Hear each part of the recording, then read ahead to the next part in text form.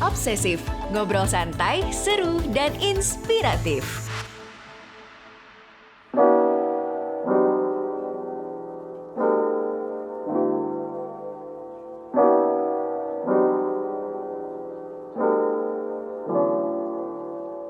Halo teman obsesif, jumpa kembali di podcast terbaru dari Obsesif by Media Podcast Network.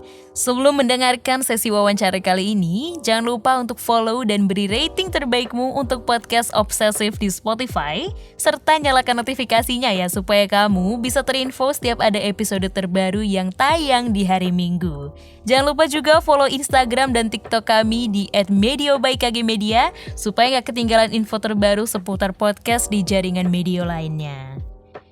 Teman obsesif, data merupakan suatu hal yang penting dalam suatu publikasi. Gak hanya itu, data juga membuktikan kebenaran suatu argumen yang dibawakan oleh tulisan itu. Nah, ternyata ada istilahnya nih, yaitu scientific writing.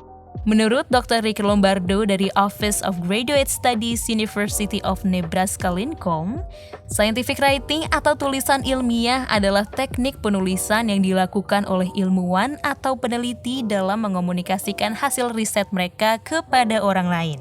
Lantas, bagaimana kita bisa mempelajari teknik penulisan ilmiah? Kita bakal ngobrol banyak bersama Syarif Maulana, dosen filsafat Universitas Parayangan. Yuk kita simak bincang-bincang Suliana Andiko, Project Manager Media by KG Media bersama Syarif Maulana berikut ini.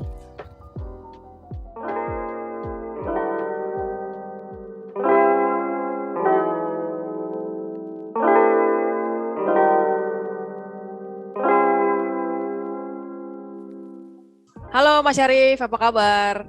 Halo Mbak Suli, halo teman obsesif. Kabar baik hari ini? Sehat-sehat? Sehat-sehat. Ya, oke. Thank you banget udah mau meluangkan waktunya untuk recording obsesif. Untuk teman-teman pendengar obsesif yang akan belajar mengenai scientific writing nih.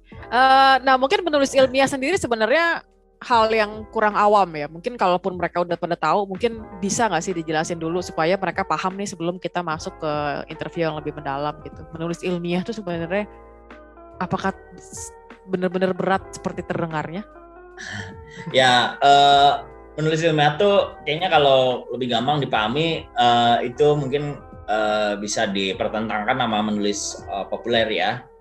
Kalau menulis populer itu kan kita bisa beropini atau mengandaikan intuisi gitu ya, atau feeling dalam menulis pendapat pribadi. Tetapi kalau menulis ilmiah itu ya kita menggunakan metode ilmiah dalam arti ya mesti bisa diverifikasi ya, data-datanya harus sahih, lalu outputnya jelas, tahapan-tahapannya jelas. Jadi sebenarnya menulis ilmiah itu sesederhana adalah menulis yang berisi pendapat dengan didukung oleh metode ilmiah gitu. Jadi sebenarnya kita bisa aja misalnya nebak ini ntar lagi hujan nih misalnya. Tahu dari mana? Oh ya kayaknya aja sih feeling. Nah ternyata benar hujan.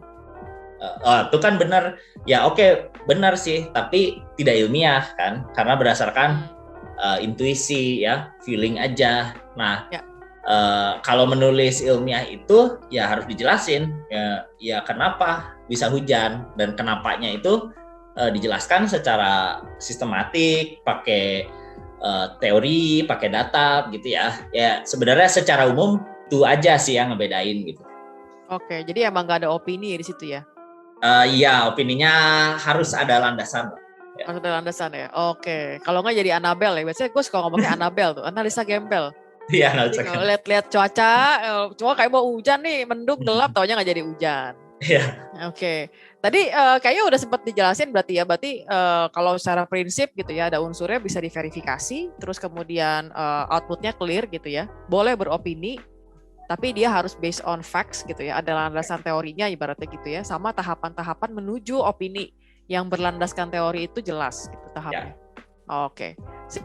Nah sebenarnya tulisan ilmiah ini dapat dipakai dalam occasion apa aja sih, selain mungkin kalau teman obsesif di sini yang kebetulan kalau lihat dari demografi masih 18-27 ya, skripsi gitu, mungkin that's one of the first yang mereka benar-benar serius nulis ilmiah gitu ya. Kira-kira selain skripsi itu apa lagi sih Mas Syarif yang? Ya sebenarnya mungkin gampangnya tulisan ilmiah itu digunakan kalau kita mau masuk pada komunitas ilmiah gitu ya.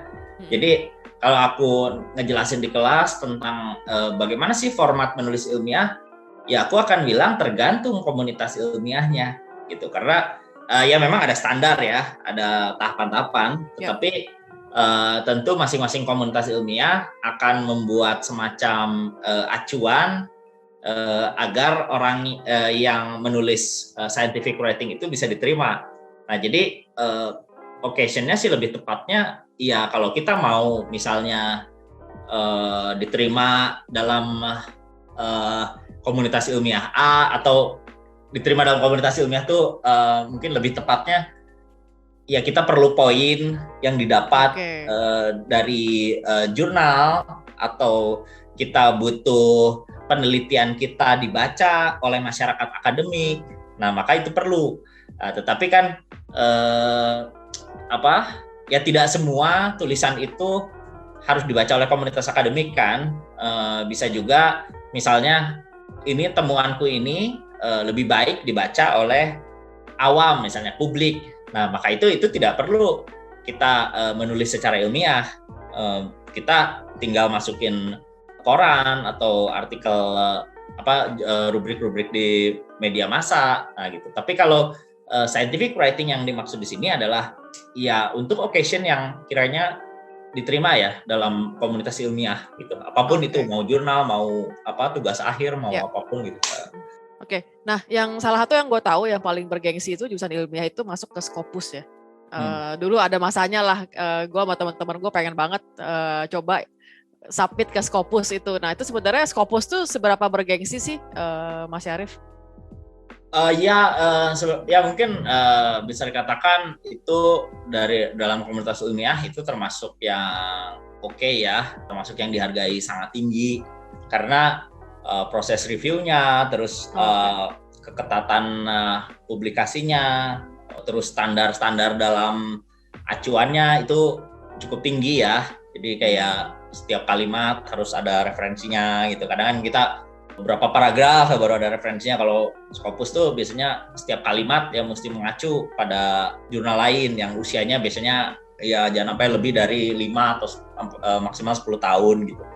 Nah, bergengsi tentu ya jadi bergengsi kalau komunitas ilmiah di kita misalnya menerima itu sebagai sesuatu yang bergengsi ya. Jadi misalnya kampus-kampus di Indonesia udah mulai ya, misalnya orang-orang yang publikasinya dimuat di Scopus ya tentu dapat penghargaan. Nah, sehingga menurutku di situ kesepakatan itu menjadi penting ya gitu. Jadi seberapa bergengsi jawabannya ya selama komunitas ilmiah menghendaki itu sebagai gengsi gitu. Tapi kan ada cara lain misalnya buku atau monograf gitu ya.